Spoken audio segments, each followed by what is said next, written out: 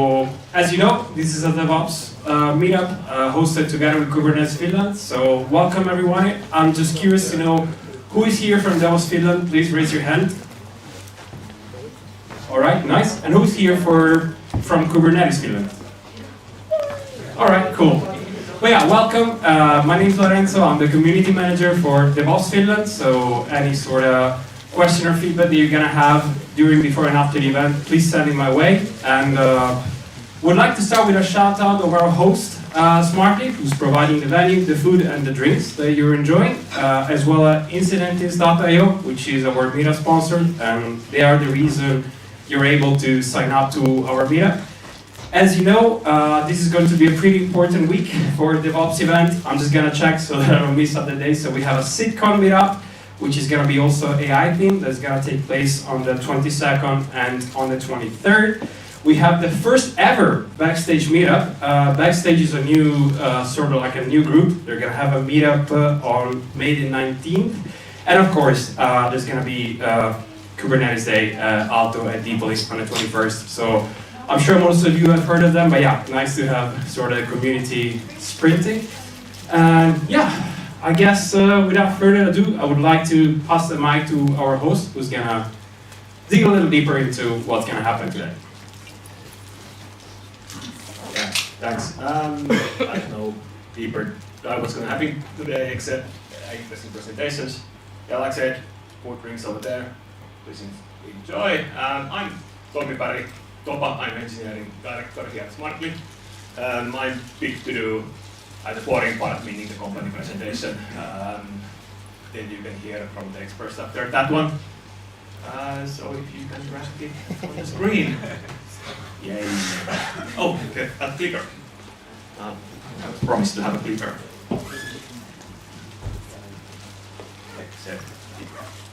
Just a second. Nilanjan will get the focus on the window so then the clicker has to do its thing. Right. Now? No? Yeah. Or... Yes. Alright, it doesn't matter. You can just play. So, anyone know what Smartly does? And something you have been in our meetups or couple? Okay, good. So, good that I'm having this presentation. So the Smartly is an ad tech company. What we do is everything across the ad life cycle. So the creatives, meaning like what the advertisers are using in the social media, and the media is our like automation platform.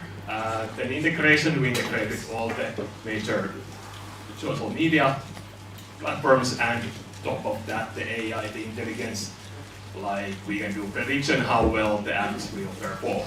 So that is what we do here. And the value promise is the unified end-to-end platform for the customers. Bit of stats, 7 billion USD goes through our apps every year. 900 plus customers, big enterprise, global customers. 60% is a video, which is like highly growing part of the social media ads, if you haven't noticed it yet. And #1 integration partner for those Meta, TikTok, Snap, Reddit, you know the drill. Maybe more interesting how the infra look like.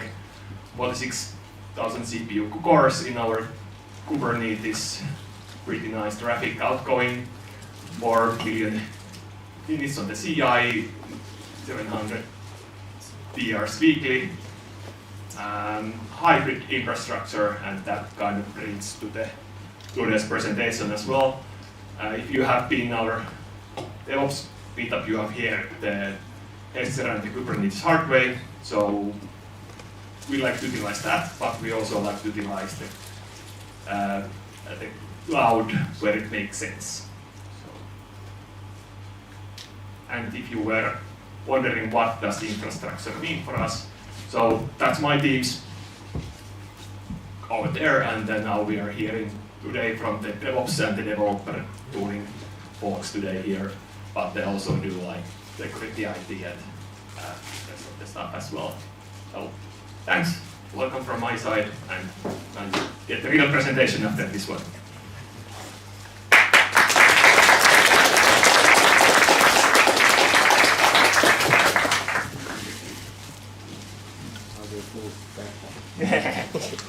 That's the exercise for you. Under pressure.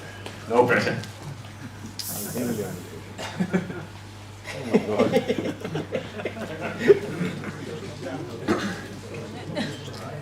I'm gonna quit the interface. Come on, kids.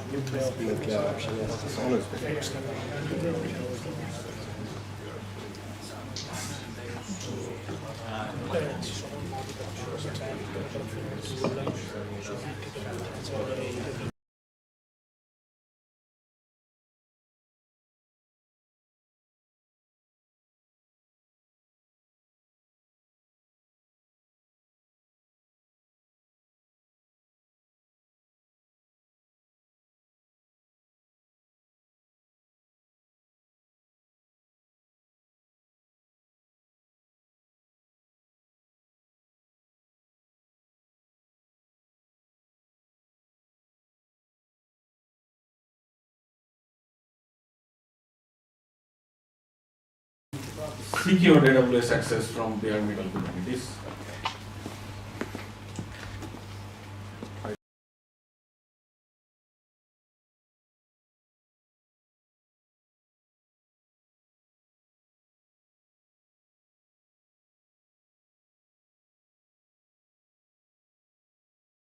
And the demo. I hope the demo works too. Okay, we have a squad within our DevOps and the developer experience team. We're 3 people, actually 2.5 people, because one guy is also a manager. But our well, yeah, our mission is to build this infrastructure that spans over bare metal and Amazon, and our goal is to provide a seamless experience for the application teams so that they can run their applications in wherever they want, depending on how much they are costing it. My name is Nilanjan Roy, and I am a Staff DevOps Engineer. And with me today is Eric and Ruiyang, who will be handling things from now. Yes, hello, I'm Eric Karsten. I'm also a DevOps engineer and working in the H-Cloud squad at the moment. Yeah, hello, I'm Ruiyang Ding. I'm the Interim Engineering Manager for developer tooling team. But at the same time, I'm also a DevOps engineer working for the hybrid cloud squad. And today, let's talk about my half, which only involved into hardcore technical implementation. So I'll be only talk about the cloud today. So let me actually take over the presentation and start with background and challenges. So basically, I'll be introducing you guys some background on why we have this hybrid cloud setup, and also the initial challenges we are facing that leads us to do this AWS raw service account approach. All right, as you might all know, or some of you might know if you have been to our previous presentations, in Smartly we do Kubernetes the hard way. So why we call it the hard way? Because first, of course, there's a lot of hardware being involved in doing this, because we're running most of our infrastructure in the baremetal cluster that hosted by this company called Heisner. And the second is that it's a lot of hard work to keep the on-prem infra compared with normal cloud infrastructure. And the last part is that it requires the hardcore knowledge for the whole Kubernetes ecosystem, not only about how do you deploy something to Kubernetes, but it's also about how Kubernetes works from the very bottom layer.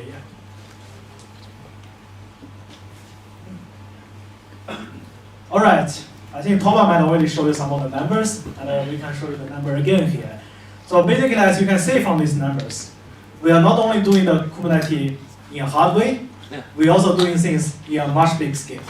So that's also the reason why we initially decided to do Kubernetes in a hard way, because as you can see, the big numbers means big bill from the cloud providers.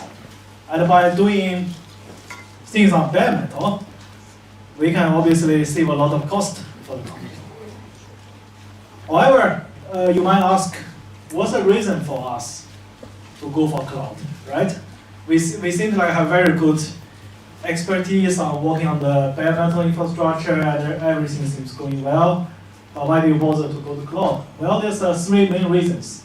The first reason is scalability, because as you all know, we are working on this social media ads. It means like we will get a lot of seasonal traffic. Like during the Christmas sale, during Black Friday, the traffic will go up. During evening, the traffic might go down.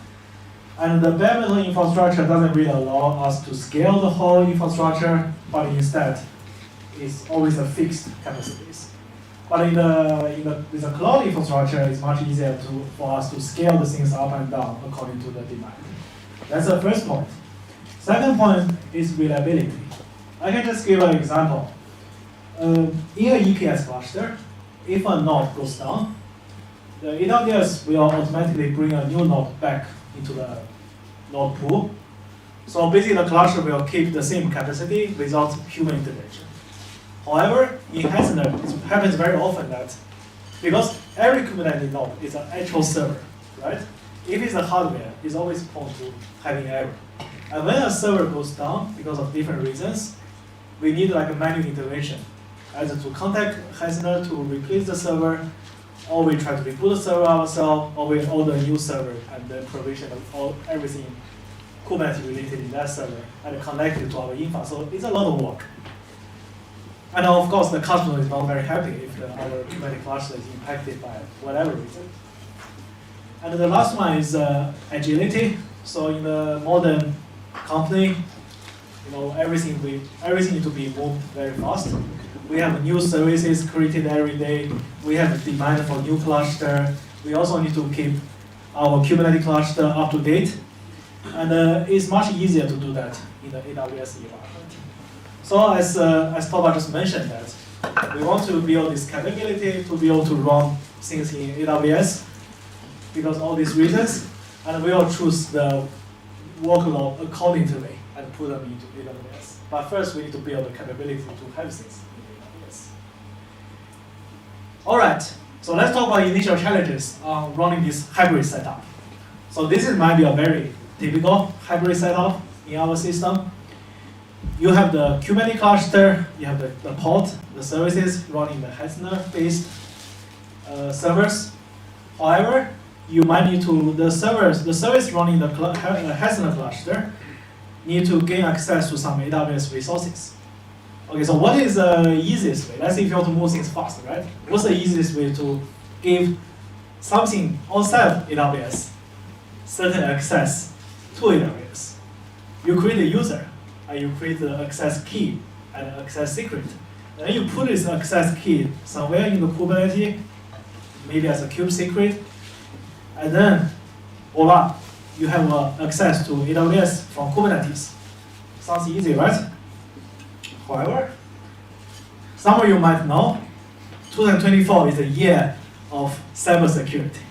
There's just so many security incidents that at any time, there might be a master thief, right, coming from your internet cable, and they just steal the key. And then they might do something malicious with the key they stolen.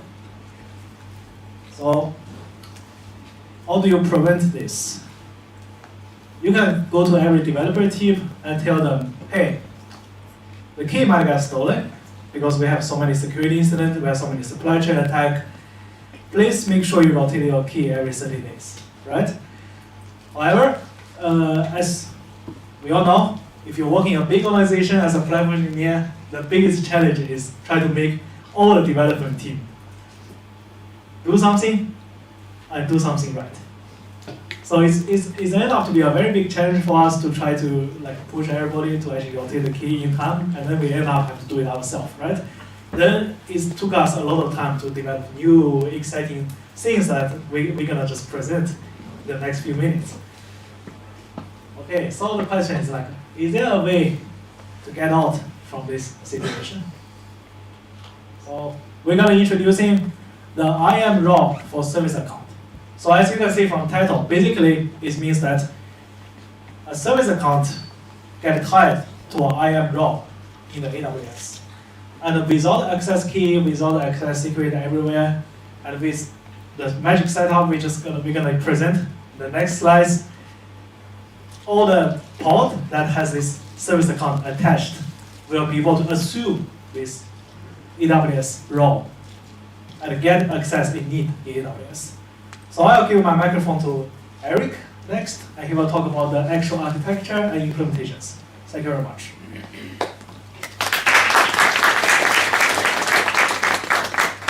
Thanks, Ruiyang. Now that we've covered the context, I'll walk you through how the authentication flow and the high-level architecture of the thing works, and then also how we've configured the different components in between there.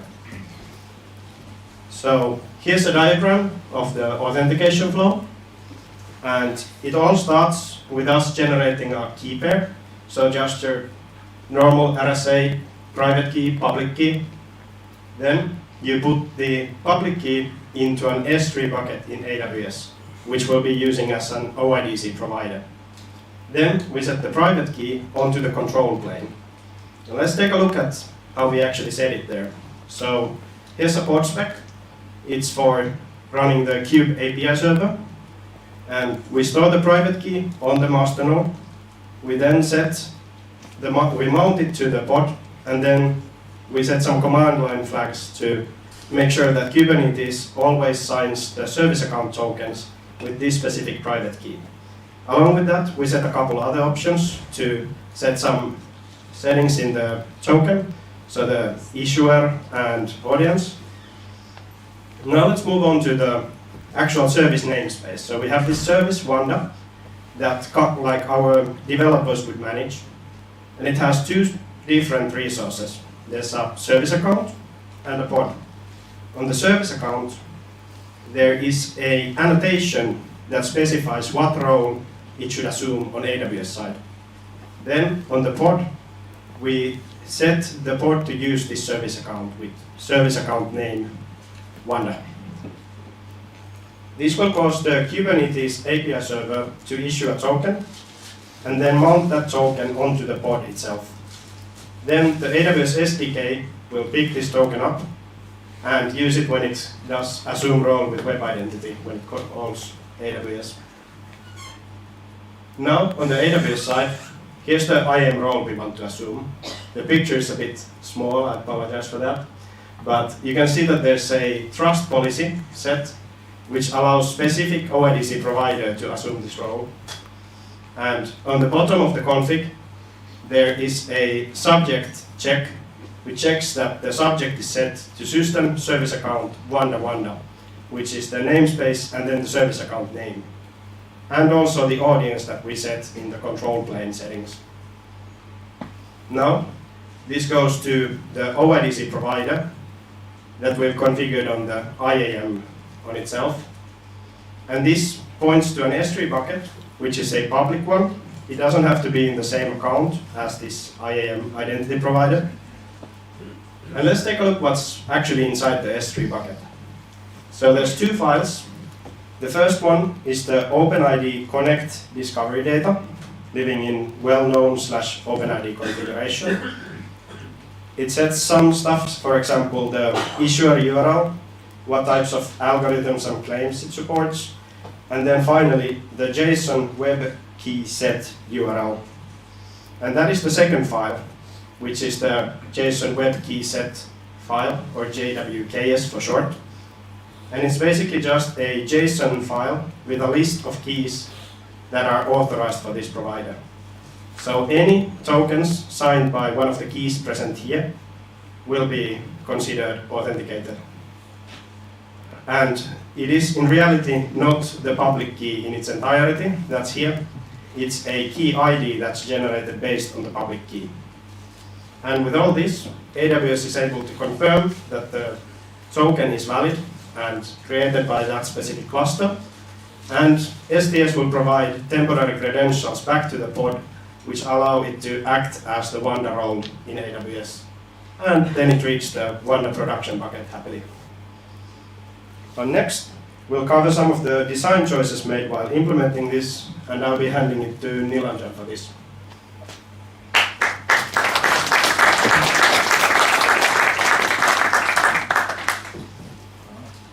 Thank you, Eric. Before I go further, do you have any questions, anybody? Or everyone understand every line of it? Absolutely. Okay. The second one it is. Before going deep, I'll zoom out a bit from here. How many of you are running EKS today? And how many of you are using IRSA in EKS? IAM role for service account. Okay. Yeah, so this technology is something not we invented. It's the pieces are there, but what we did is to make it use for us. There are some articles in the internet, but not much of a documentation. And yeah, there are some challenges that we faced. We'll go through that now. Well, this is our infrastructure, very simple infrastructure. We have on-premise Kubernetes, and it uses IAM user to, talk to Amazon. And a bit more simpler than this is this one. So if you see here, we have the same namespaces in two different clusters. So actually what we do, we run multiple production and development clusters. Let's talk about only the production here, because we don't do multi-clustering in development.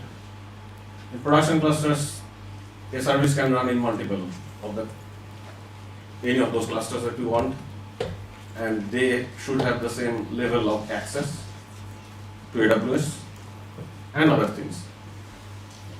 So if you just superimpose these two pictures in mind, this is what we do.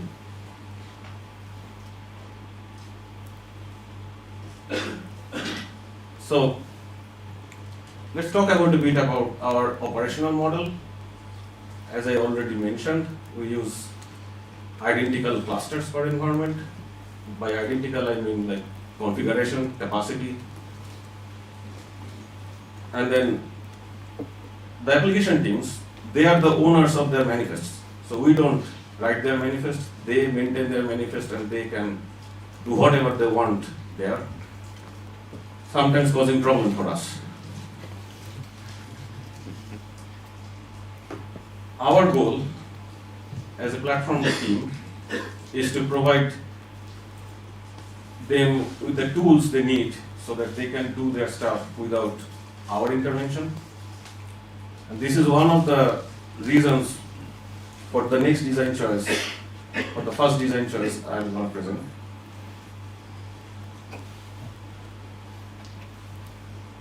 Okay.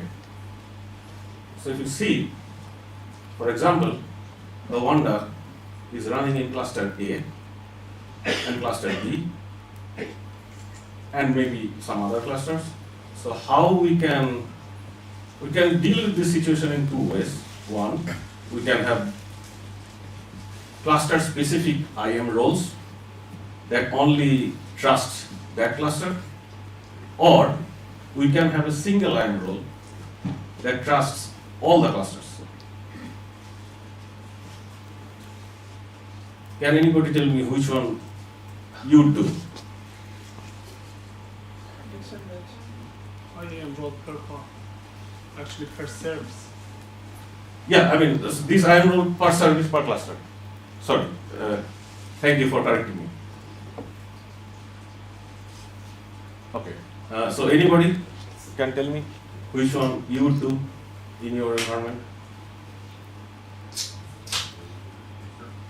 actually we have something at the moment in the same architecture. So we have OIDC, we've been using KIM, Kubernetes IAM, then we've moved to IRC, and then to Pod Identity, which is quite a new version of this kind of integration. The thing in here is the best one, in my opinion, is to use IAM per application, because, for example, some of the applications wants to talk to a specific service, some of those we don't want to give the access to them. So definitely providing an access for whole cluster is not be something secure. Yes, I'm sorry for the confusion here. So what I meant is like those IAM roles are for that service, but it trusts only that cluster. Okay. So every IAM role has if you remember one of the slides in Eric, he showed the trust relationship document. Yeah. So there you actually mention what are the federated OIDC providers you are trusting for that IAM role. So these IAM role A, B, C, they are for a particular service, but there are two ways to do it. Whether we can create a IAM role per cluster for that service, or we can have a single IAM role that trusts all the clusters. We chose the second one. The reason is, remember I said self-service model. So we don't know if tomorrow some developer wakes up and thinks cluster B is not good, we need to move to cluster C, and they move it, and they don't get access, because there is no IAM role created for that.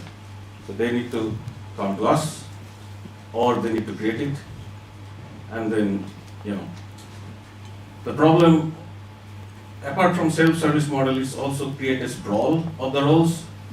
Like we have more than 100 services running in Smartly, and we have more than 10, probably 10-ish clusters. So that for us, it's round about 100 into 10 IAM roles just for doing this. So we choose not to do that. We create a single IAM role that trusts all the clusters. But there we face another problem when we try to do that.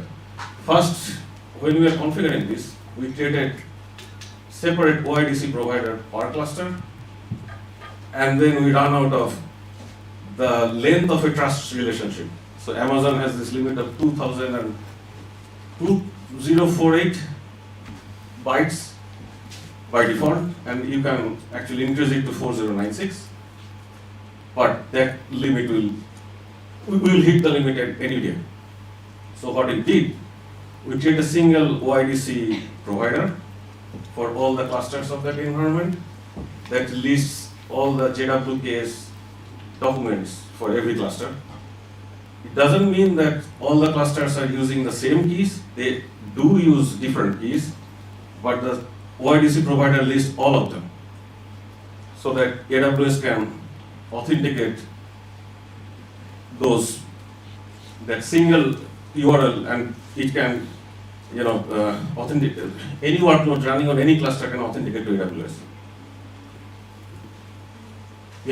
This is our first blocker that we faced, and this is the choice we made. The second part, now how are we creating these JWKs is another interesting problem. If you see the top side of it, the flow says we generate the key pair and then configure the API server, and from the API server you get the JWKs, because you can get it from the URL openid/v1/JWKs. All the Kubernetes API server has that thing when you enable the OIDC, and then you upload it to S3 and create the IAM identity provider, and then IRC becomes available. But there is a problem with this thing. It works for a new cluster where nothing is running, but for an existing cluster, some point of time we need to rotate the keys. Somebody will steal it, or because of some security reasons we need to rotate it, and that flow actually doesn't work when you rotate it, because as soon as we put that key in the API server, all the new service account tokens will be signed with that key. And because that is not present in the OIDC bucket, AWS will not authenticate those requests. So that will be an outage. So what we did is, we built the same JWKs as Kubernetes would do outside of Kubernetes. And then we upload it to S3, first make the AWS side ready, and then we configure the API server. So when we, let's say, we are rotating the key, we are actually appending the new keys to the existing ones so that the existing one still works. And once we update the API server, we wait for the service account token lifetime. You can configure it actually. And then we delete the older key from the OIDC bucket. And there is no downtime involved. Yeah. I don't think there is anything else here. Yeah. Do you have anybody has any question?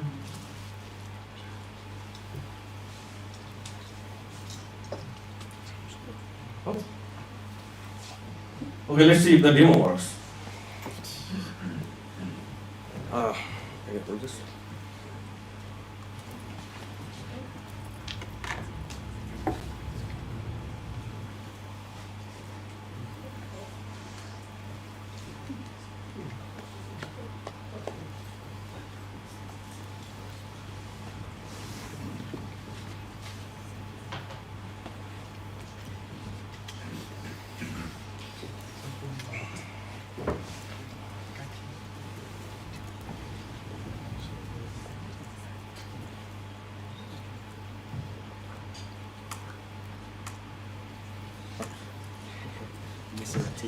Okay.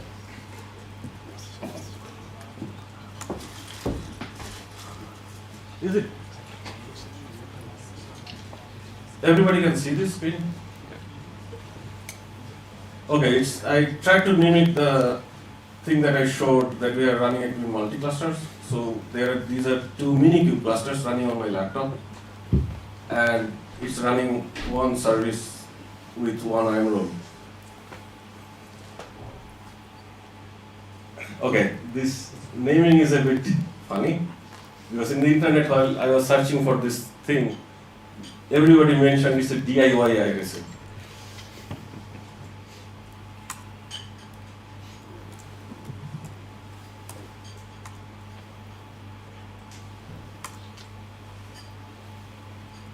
Yeah. Okay, I'm inside one of the pods. Can everybody hear me? Okay. Yeah, it's just this your place. It's full hands up.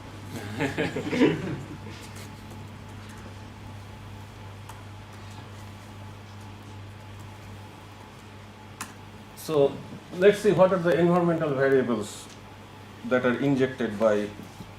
Okay, we have not talked about, there is one component actually. It's called Pod Identity Webhook. It's an open source project by Amazon. You can find it in internet.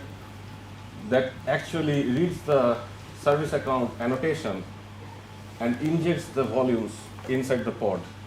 It's a admission webhook controller that does that, and these environmental variables you are seeing actually set by that. So AWS region, AWS role layer, and AWS web identity token file. Whenever the SDK, AWS SDK sees this thing, it knows what to do. We don't need to tell it to assume role with web identity, but it will do it by itself.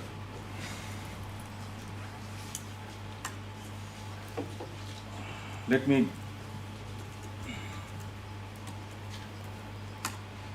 okay, so we have nothing here. I'll just do a,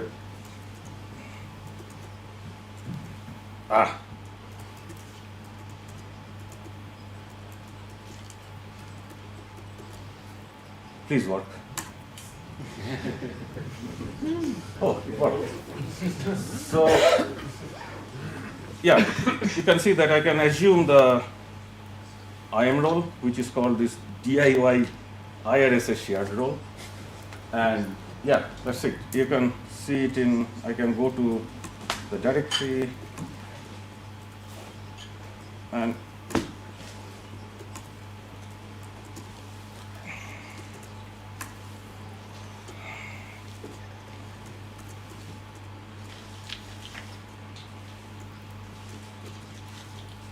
you have 1 hour to steal this key.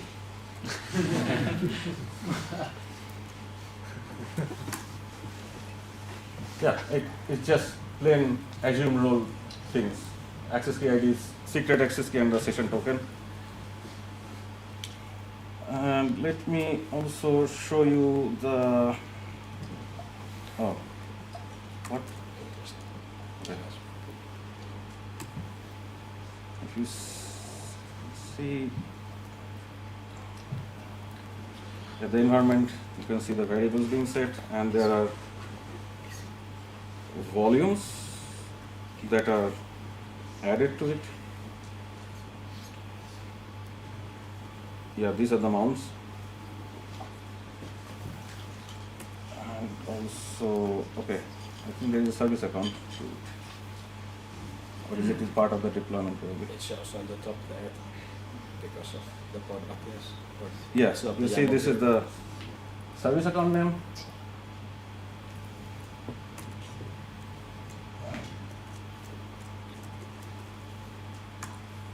And this is the service account that we saw with the annotation. Yeah, I think that's all from my side. I hope everybody now can go back and do it yourself. Yeah, thank you. Thank you.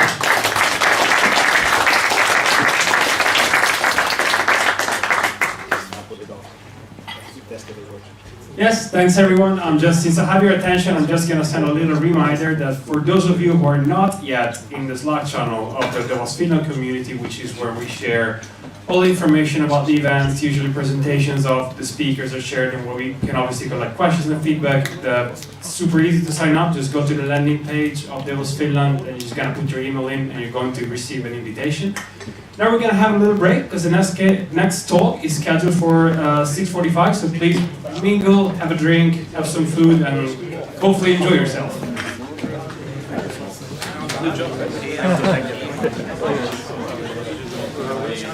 Thank you.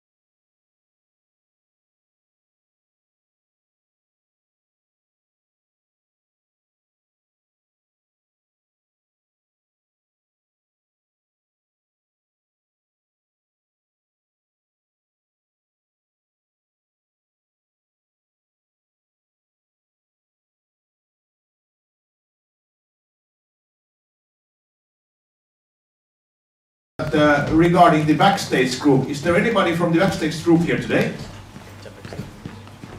Nobody? One? Oh.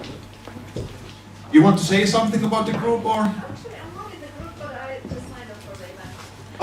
Okay. But yeah, anyway, so backstage group has it's the first event. Yes. Yeah, the first meetup on Tuesday next week. Well, you can Google for it, you can find it by that, but we have this events channel in our Slack, so you can find it there. If you are not in our Slack, you can find the link to join there at the end of the agenda, devopsfinland.org. Just put your email there and you will get the invite. Second thing then, okay, KCD, everybody who is using Kubernetes knows KCD, which will be happening then on Wednesday and Thursday. Tuesday. Woo! Sorry. No, is it? Wednesday. Wednesday and Thursday? Yeah. No. On Wednesday. Sorry. Wednesday is and Tuesday is workshops. Okay, so workshops on Tuesday and even on Wednesday. Yes. And then there was also, but the backstage has also their meetup on Tuesday. Tuesday, yes. Yeah, they were even advertising it as kind of a pre-event for Yes. KCD. Yeah. So it's like the workshops are during the day and then backstage in the evening. So you Yeah. have And 2 days full of events. you have lots of tickets available still, or? Not Not many. Or so? 30, something like that. Very few tickets available, so your chances now to get a ticket to KCD Helsinki next week. Yes. Lots of good talk, security, platform engineering, of course a lot of AI. Yeah. As you might expect. And sorry? And they went late to Nesbo. Yes, and from 9 in the morning to 6 in the evening, lots of good things, and lunch, dinner, all included. Yeah, the location was Aalto in the Dipoli. Aalto Dipoli, Yeah. in Espoo, yeah. So Easy to we're- get there with the subway, if nothing else. Yeah, metro works nicely, and we're hoping for 500 people and have about 30 tickets left to sell. All right. So be quick. So get your tickets, and come out there and join the community, find out more about these technologies. Yeah. Last but not least, we have the KitCon event. Then it's happening on Friday and Saturday. It's actually on Friday evening and on Saturday, so you don't get the permission from your employer for that. If you get your employer to sponsor that, it will be even greater. But I mean, it's a free event, and it's different in a way that there is no kind of predefined agenda. It's an open space event where the agenda is defined in the beginning of the event. It's a great experience if you have never been in that. I was basically one of the sponsoring organization when it was last time in Helsinki in 2014, so it's been only 12 years since. It will be located in Kuntatalo, which is in Kallio, but if you go to kitconf.com, kitconf.com, you can find it there, or again, it's in the events channel in our Slack. And there was lots of tickets still available, so check it out. It's interesting, and it's kind of like it's a free event, so you don't lose anything. And registering there and coming there and seeing what's happening there. And if you haven't been in open space, I mean, kind of the thing is like the agenda is planned in the beginning, and it's kind of after that it's a rule of 2 feet. So you can go to a talk, be there as long as you want, and move to the next discussion. It's kind of it's a different experience. It's a great. I will be there, and if you want to know about how it works more, so I'll stop speaking now and let the Esko on stage here, but come and discuss with me. Okay, thanks. All right. Well, before we continue, I would just like to thank once again our host company, Smartly, for the venue, the drinks, the food, and of course for the first talk. And at the last meetup, a few people came up to me and said, "Oh, why aren't you guys talking about AI? We're talking about AI." So that's what we got for you today. Happy to pass the mic to Esko Vähämäki. Hopefully, I'm not butchering the Finnish vowels too much. All right, cool. Co-founder and CTO at Confidential Mind. Give a good round of applause for Esko. You can't hear me without the mic, because I'm going to show some code examples and so on. It might be easier if I don't hold I think the that mic you at the same time. Okay. All right. So let's start. My topic today will be running VLLM, optimizing how you run it, and then how to even scale. So VLLM is a inference engine, so you can use it to run different LLMs. So basically the topic is how to run LLMs inside Kubernetes and do that optimally. I guess this one doesn't work. No, it works. Wrong button. Alright, a bit of background about myself. So as mentioned, I'm Senior co-founder at Confidential Mind. I've been doing startups for the past 8 years. I have about 15 years experience in the industry. I'm a computer science student originally and been doing basically for the past 8 years CTO, chief architect type of roles. So bit of implementing the product, but more also on the kind of sales, support, trying to figure out where to bring the product towards. But I have a very deep technical background, and for example, for our current company, I've been actually making infrastructure code, our Kubernetes implementation at the start from scratch. Agenda today, so we will cover some basics about VLLM. Who has actually used VLLM or run VLLM in Kubernetes before? Okay, so we have a couple. This is actually more. I asked the same question in KubeCon, not KubeCon, in KCD Helsinki last year, and there was maybe one hand raised up. So great to see that we are getting more and more people running their own inference. But yes, anyway, VLLM basics, then some simple optimizations, basically arguments you can use with VLLM depending on our payload, that still optimize the inference. Then we will start talk about multi-node inference, so basically splitting the model across multiple nodes in the cluster, and then we'll talk fastly about autoscale. A bit of background about the company, kind of giving some reasoning why am I even here talking about AI or running VLLM. So Confidential Mind, it's about 3 years old company, startup located in Espoo. So basically, when you come to KCD next week, our office is right across the street from Dipoli. We are also planning to host some kind of a after KCD event, maybe in Okaniemi in some bar or so. So come to our booth. Do we have a booth there? Who is running KCD? No, you don't. We don't have a booth. Don't come to our booth. Find me there and we will get you the information on the after KCD event that we will organize. You provide coffee. Yes, okay, good. Yeah, and so at Confidential Mind, we have one product, Confidential Mind platform, that basically allows organizations to deploy LLMs and then different AI systems on top of Kubernetes. It's a high-level abstraction, so you don't need to really understand Kubernetes, but at least we are slowly bringing Kubernetes adoption to Finland. We have lots of customers here, and they get easily kind of Kubernetes because they don't really need to understand Kubernetes that deeply. They just need to understand how to basically set up a cluster, then our platform there, and then they can get rolling. Alright, let's jump into the talk itself. Or actually, maybe I mentioned one thing about the company. So we published our seed round a couple of weeks ago, and we are scaling up both development and sales teams right now in the organization. So if the topics here today seem interesting, you can come to chat me after, and if you are interested to kind of join the company, we have now positions open. Alright, VLLM basics. So what is VLLM? Well, a couple of you here had run VLLM already, so you know. But it's basically an open source project that allows you to run LLMs.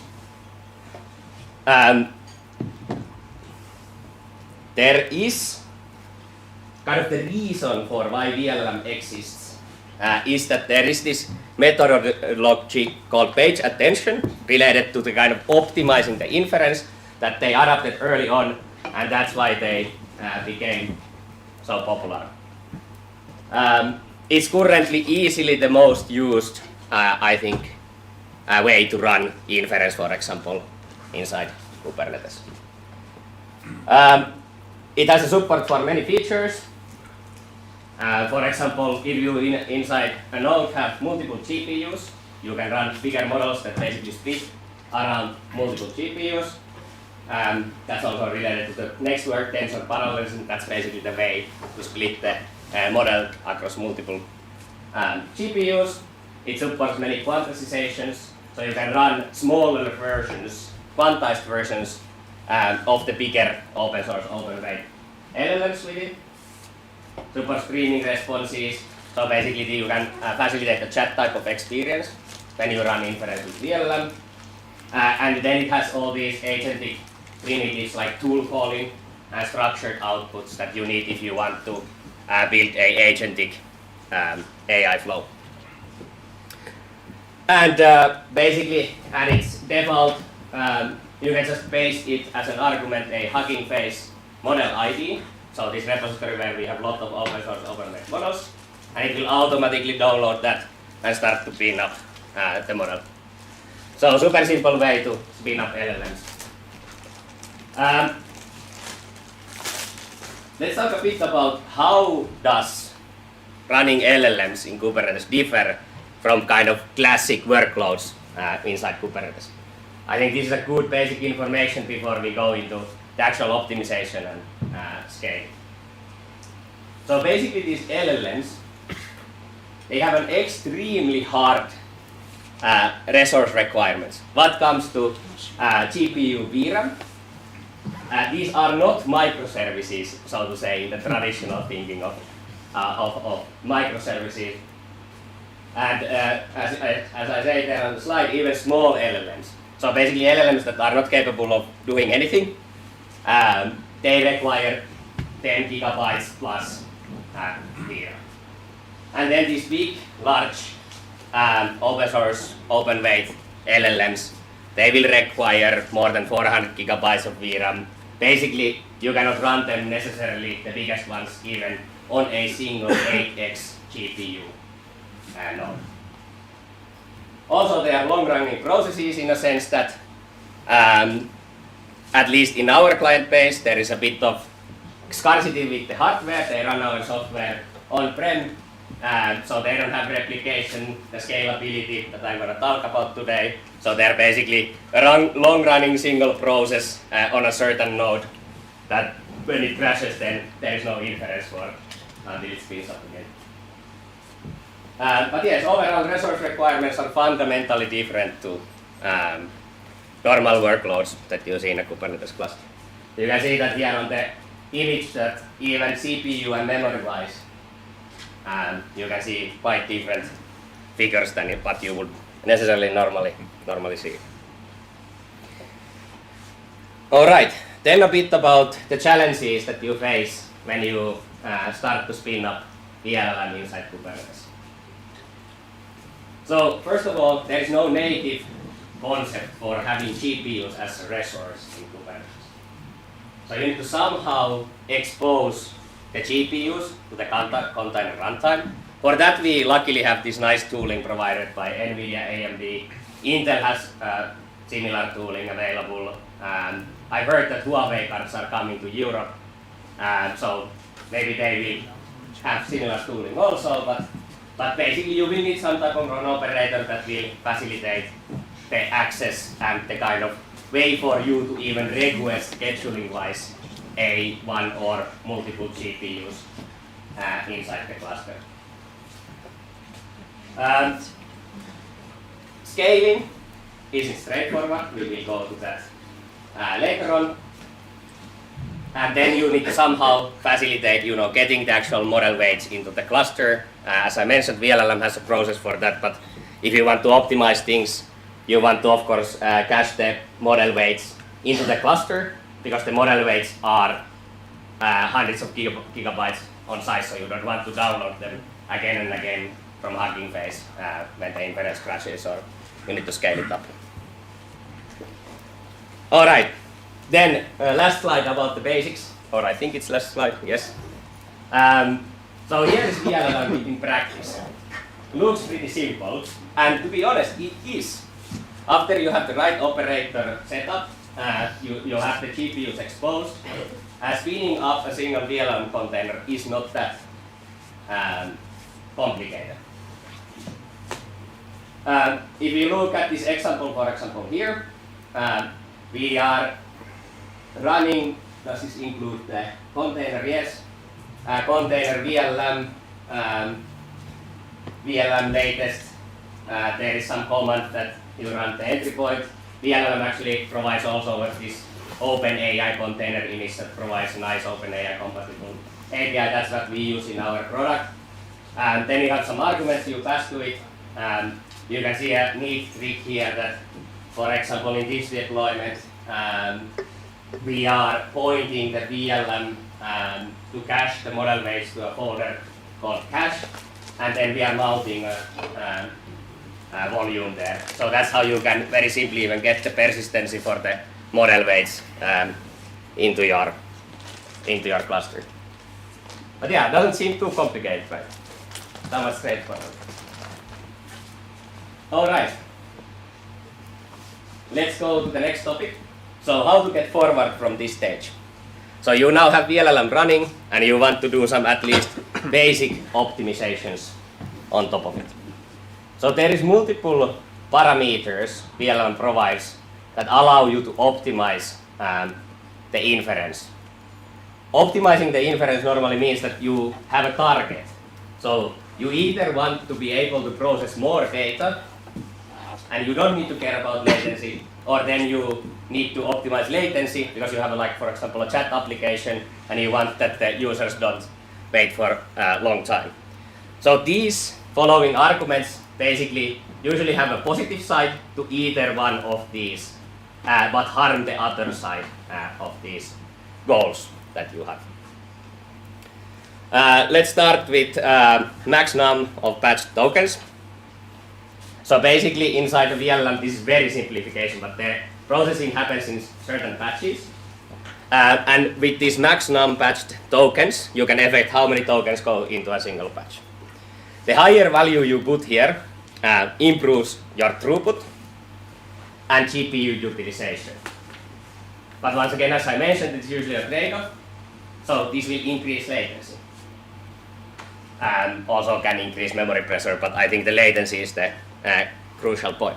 But if you have AI processes that are not latency sensitive and you have limited amount of hardware, then this is something definitely you should check and kind of try to find an optimal point for the kind of payloads that are coming into the inference.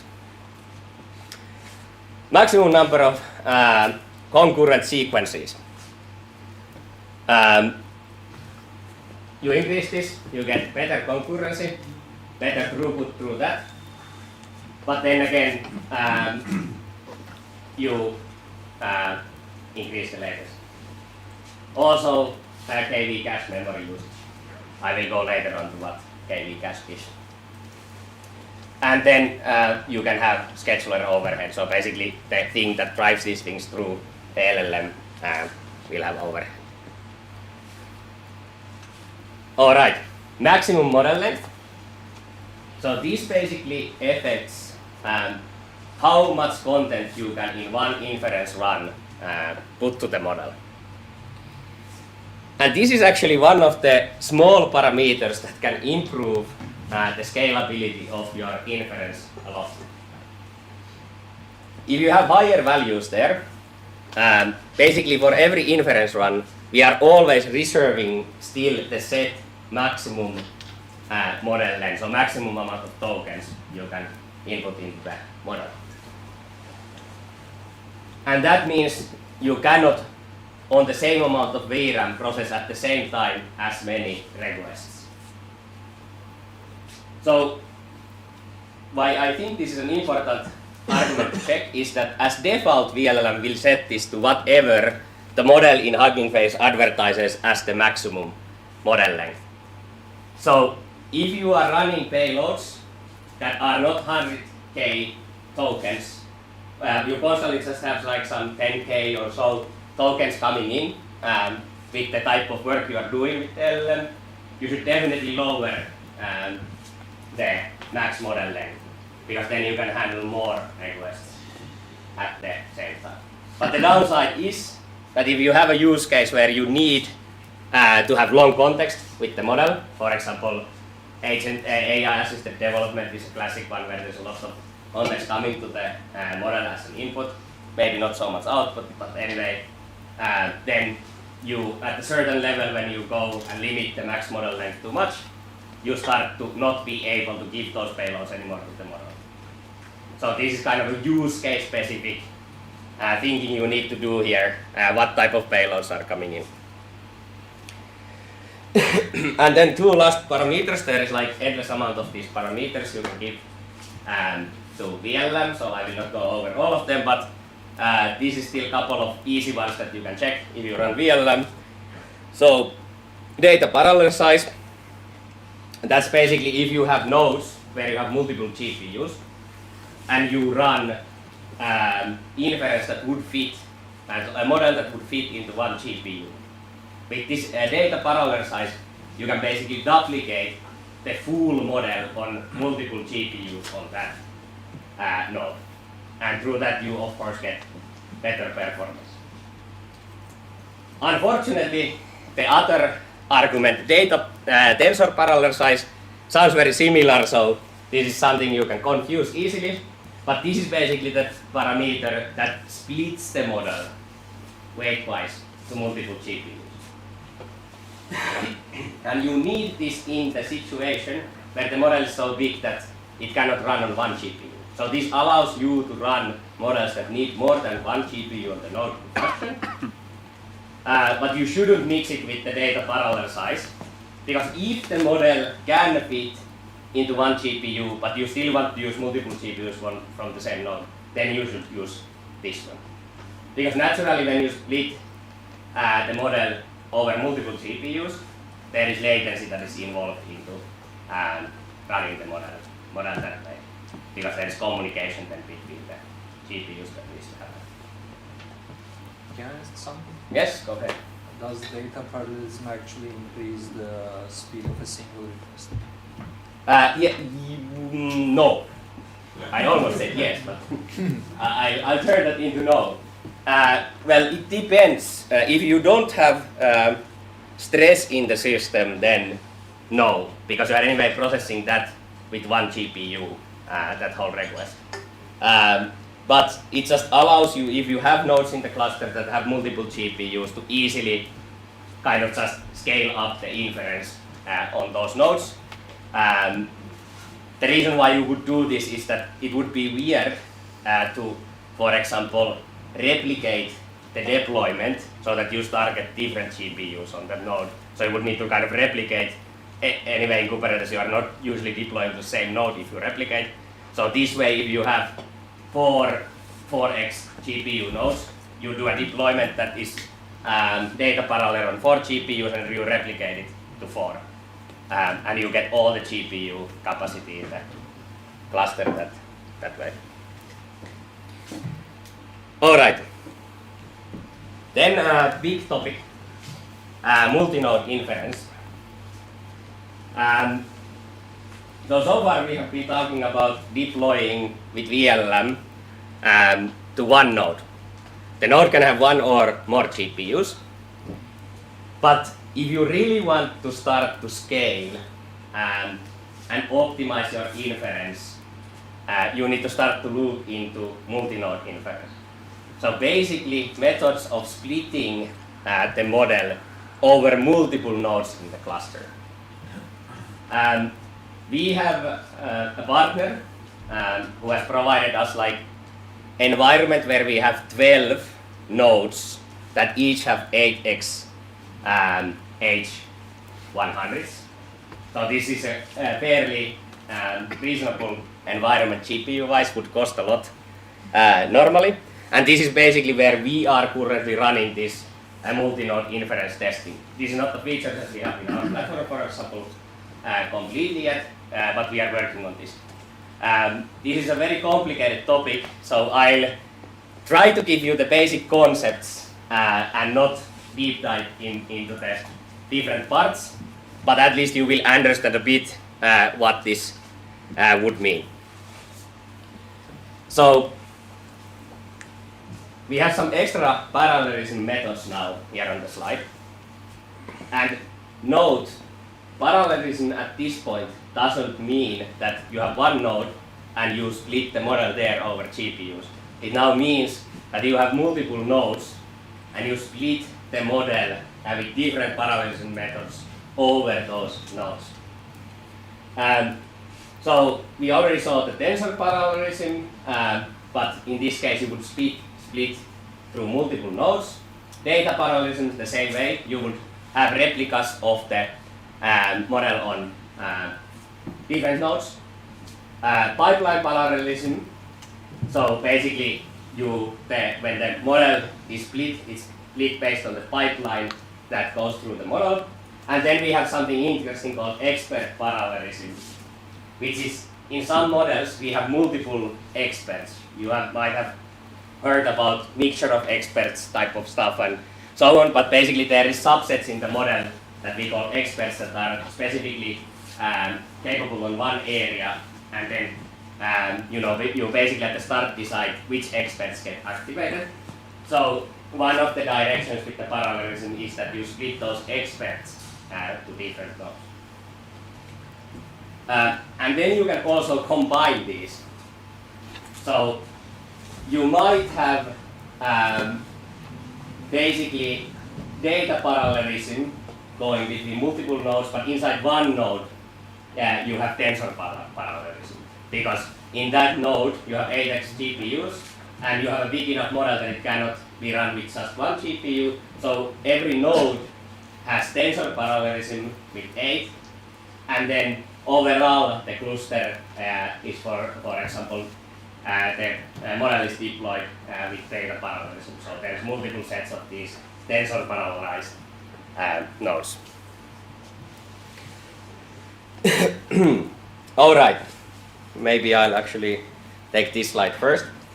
And the reason why you would overall even go into parallelizing your inference this way is that you basically try to get to a place where you have parallelized your model in a method that is very optimal for the type of payloads you have. And then you have a couple of extra things you need to take into consideration when you do this. So for example, KV cache sharing. As I mentioned, VLM has something called KV cache in front of it. And basically, say simply, that's a process that optimizes the inference. So basically there is pre-calculated kind of payloads. So if you do kind of similar payload to the inference all the time, let's say you have an agent that has a system prompt that is long, and all your users are sending that all the time, you don't need to reprocess that. So KV cache is like a stateless process in front of the inference that optimizes the inference. You don't need to do all the calculations from the start again and again. But naturally, if you start to split the model over multiple nodes, then you need to also share this KV cache between the nodes. And this needs to be done somehow optimally. And this is actually a place where we kind of got fastly when we did our testing to a place where we had like these different parallel methods going on. But then we hit the wall where we just couldn't optimize how the KV cache gets shared inside the cluster. It turned out to be that we used SGLang, which is another inference engine with this testing, but one of the dependencies, Mooncake, inside that is used for this communication, had a version that was not compatible or optimized for the basic environment we had for the VMs. And by updating that inside the image, we got to better speeds. But my mention here is that this is not easy to debug. Not too many people are revealing their secrets if they find fixes for the issues, because this is actually a market where you can really financially benefit from having a optimal inference running somewhere, because then you can sell tokens more cheaply. So this was where we struggled most. Then another optimization method in the kind of running multiple nodes is something called disaggregated serving. That basically means that you have different nodes for prefill and decode. So basically different nodes in the cluster handle the input tokens, and different nodes in the cluster compute the output tokens. And why would you do this? Well, basically you see on the left, prefill is compute heavy, decode is memory heavy. So I think at least in the future, we will see environments where there is actually different node flavors for prefill and decode. Because for prefill, you want to optimize compute, and for decode, you want to have a lot of VRAM in the nodes. Memory heavy is a bit misleading here. It doesn't need that much memory. It needs memory bandwidth. Okay. Memory heavy for the bandwidth. Let's say that way. Yes.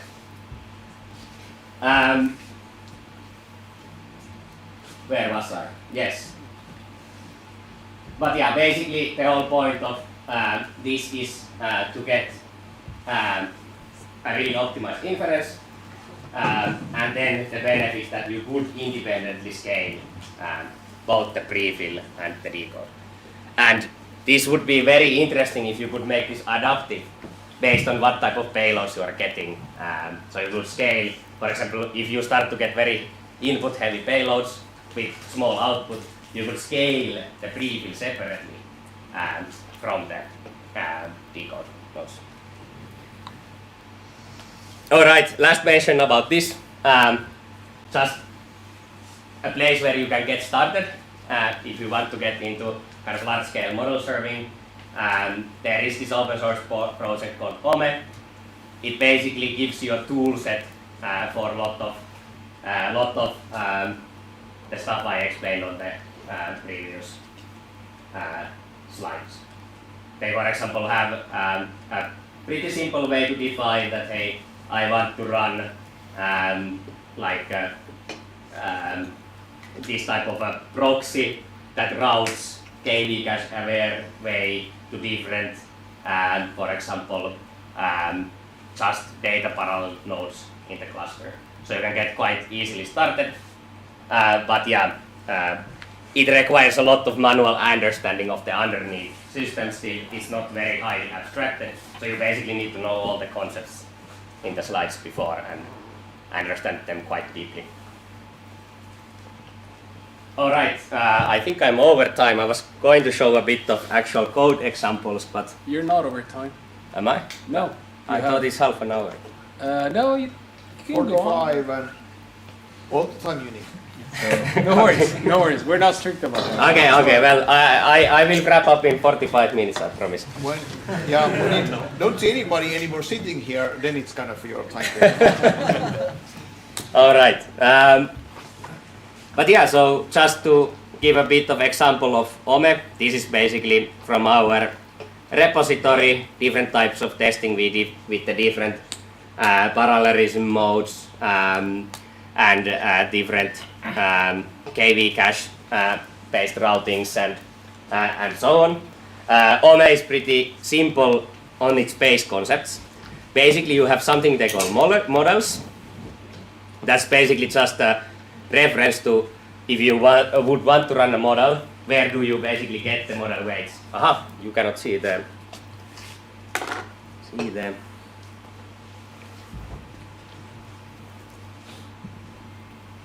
I guess I need to... Okay. Yes, so 3 simple concepts in OME. There's models. Those are basically a description of where do you download this model, or where are the model weights for the model.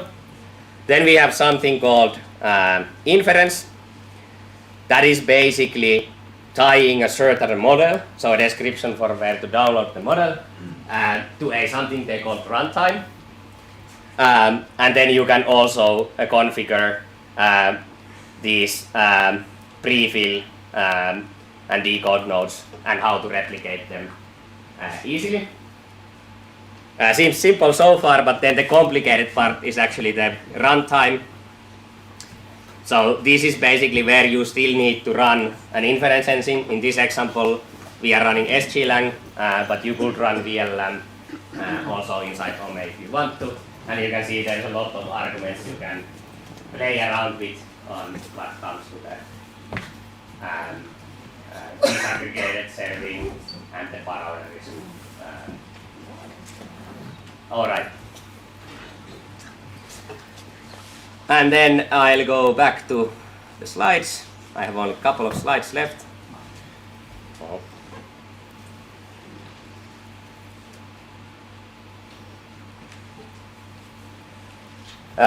So, couple of words about scaling. Obviously, the easiest way to get forward is to you forget about the multi-node serving of the inference, and you just figure out how would you scale up single nodes, basically replicate easily the single node deployments. That works for most of the models because most of the open source open weight models actually fit into one node, and I'm not sure if it's worth it to, at least for the small models, go into like splitting them between different nodes, most likely not. But basically different scaling methods. For example, you could use SCADA to detect certain event that, for example, requests that we are waiting for a certain model are at a certain threshold. This is actually what we plan to do in our platform. There is a lot of discussion what should be the metric that you follow, but I think currently the common recommendation is that you use something simple like the how many people are in the queue and not being processed. So basically waiting if they are in the chat application, waiting that they will even get the first tokens or that they even get their request into handling the input and then going to the generating the tokens part.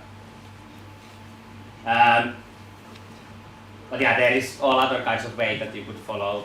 Maybe the VRAM usage, maybe that's not the best because kind of in these systems usually you hit or at least try to have a bit of queue in the inference because then you optimize much more the kind of GPU usage.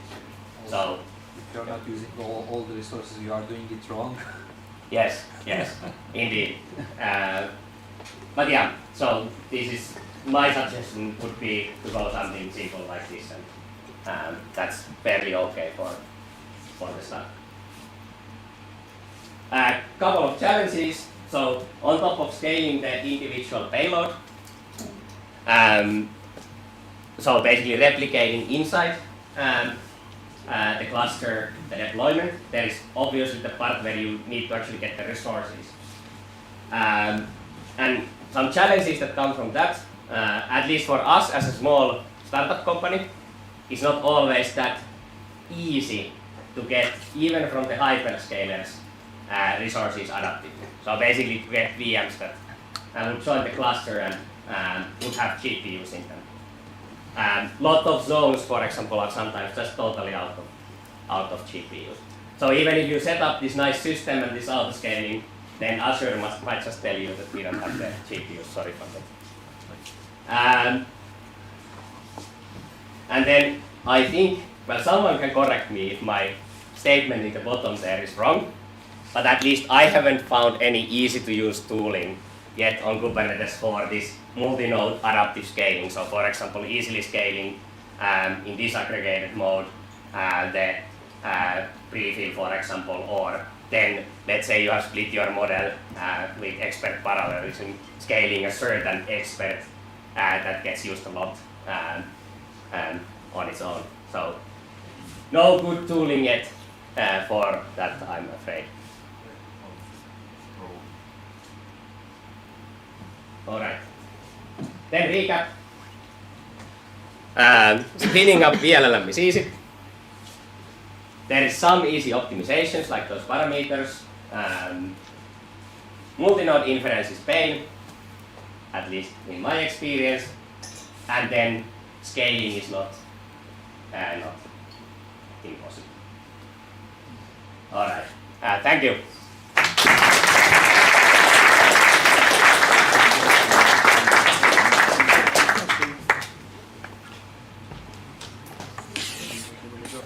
Thank you.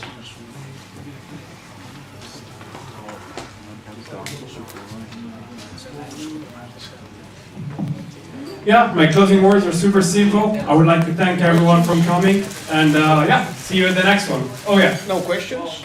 Oh, sorry, forgot about questions. I figured. Yeah. Does anybody have any questions for? I have a question for Yes. All right. Want a mic?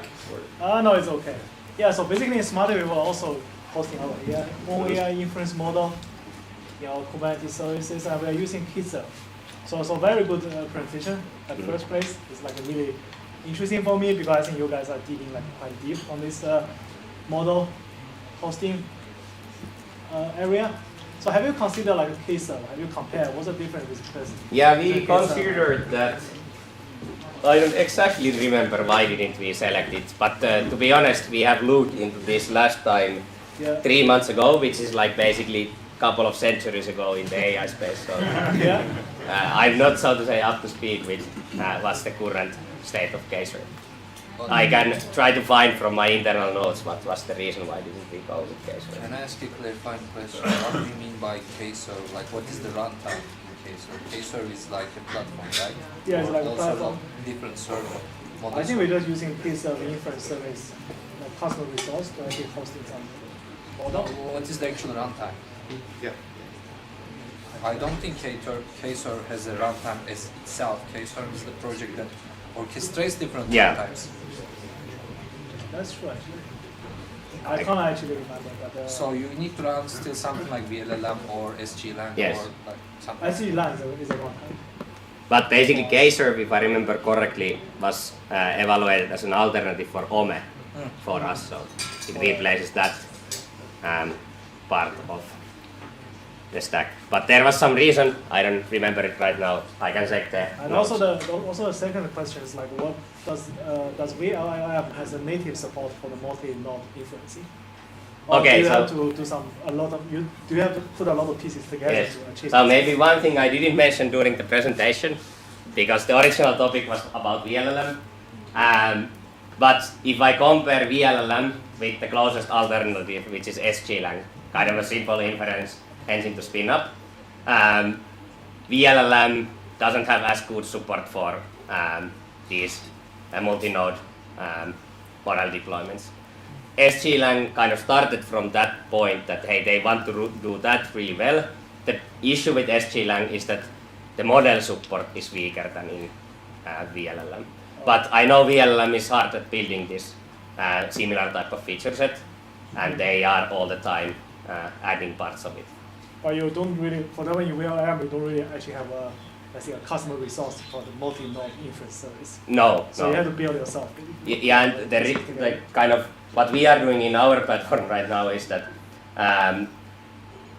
we use Ome to facilitate also deploying VLLM containers, because you can basically select whatever runtime. Yeah. But we don't do the multi-node serving with VLLM. We did the testing with SGLang, but the idea is that when VLLM catches up, we will most likely replace SGLang in that testing, and we use maybe Ome to do the orchestration, but VLLM to run the inference. All right, thank you very much. 2 questions. Yeah, so you said that you have multiple roles in the company, and I see we heard your engineer role now. Kind of now I let you jump to the sales guy role. Mm-hmm. So what are the main reasons to have VLM or something similar instead of using the commercial services? I have some of my thoughts, but you tell me. Yeah, so basically the story of how the company got founded is that I have 8 years of experience in the startup phase. I've been doing different VC-funded startups. And one of the other founders, called Severi Tikkala, has been in some other adventures with me in the past. We have done basically SaaS services on top of hyperscaler cloud solutions. And then we kind of noticed during that we are basically building the same stack again and again. Maybe we change the hyperscaler provider from Azure to AWS or from AWS to Azure, but we are building similar kind of tooling on top of their abstractions, and then at some point we cannot move away from there. So then at that point we were kind of looking into what could we do on top of Kubernetes to have these type of easy abstractions, like basically easy way to spin up a backend, front end, and kind of facilitate like a cloud provider free easy abstraction for full stack development. But at the same time, GPT-2 was released to beta, and we realized that this is going to be kind of a big area. All the companies are going to want to do something like this, and at the end they hopefully don't lock themselves into hyperscalers only. Especially with AI, because I see in the future that we are going to just have more and more automation, we are going to push more and more data to these systems. We need to be careful of where do we run these systems actually. Both for the kind of making sure that we have the base capacity to run something, for example the issues with getting these GPUs from Azure, but also for the fact that do you want to give all your company secrets to Azure. So we basically focus right now on basically customers that have some regulation or internal reasoning that we cannot push this type of data to Azure or AWS or whatever, and then they will get the same type of AI experience as you would get with the high abstraction as you would get from Azure, but they can do it with all their data. They don't need to worry that this part of our data we can never push to hyperscaler clouds. So it's about the privacy and reliability, but not that much about cost.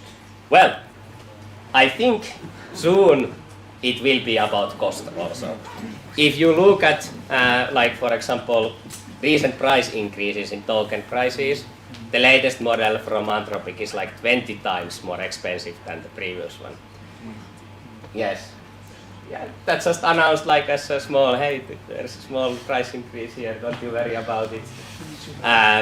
But the thing is that these token providers, they have sold tokens while not making any revenue. And this economy needs to, at some point, become realistic. So I think there will be, in the close future already a point, and I know from our client space, especially for AI-assisted development, that you use a lot of tokens, people are coming to us to ask that, hey, could we maybe facilitate AI in a cheaper way? Yep, gentleman over there. Yeah, basically now that we are moving more workloads into the agentic spheres, the need for like a large context window is increasing. And also we're using larger and larger models that cannot be fit into one GPUs, for example, the newest DeepSeek model. And the issue with the newer models is that they are running a lot of infrastructure like tricks to make like serving the models like a difficult challenge. How much are you like supporting that fact? Because I was reading the blog post from inference company, like for example Fireworks, where it took them like a global effort to actually make serving DeepSeek models kind of like viable. And then serving the model is one thing, actually serving that at a certain number of tokens and the time to first tokens at a reasonable numbers is also several engineering challenge. So how much are you like facilitating this to your customers, and how much are you monitoring the GPU utilizations and other relevant metrics to make sure that these models actually serve and not actually and usable in agentic workloads? Yeah, so the way our clients use our platform is that they use compute from hyperscalers or from on-prem environment or a private cloud. We don't currently yet see as big of a challenge with the large-scale serving in our client base due to the fact that we have bit smaller organizations still as our clients. So I think that will be a big concern. We have all the primitives basically for that, so you can measure like the relevant metrics like the GPU compute usage, the VRAM usage. You can measure token input and outputs. You can measure latency. But we just don't have clients that have that big environments yet that this would be a serious concern for them. Most of our clients are doing on-prem systems, and there the scaling challenge is actually a bit different, because the challenge is that with the given hardware, what can you do in an optimal way? And for that, we have various ways of that. We work with the client to make sure that they use as many tokens as they can just get out of the GPU hardware. But I think that indeed will be going forward when, let's say, there's bigger and bigger enterprise companies that want to run their own AI, then we get more and more in this challenge. But our challenge right now is a bit different from providing a token service globally.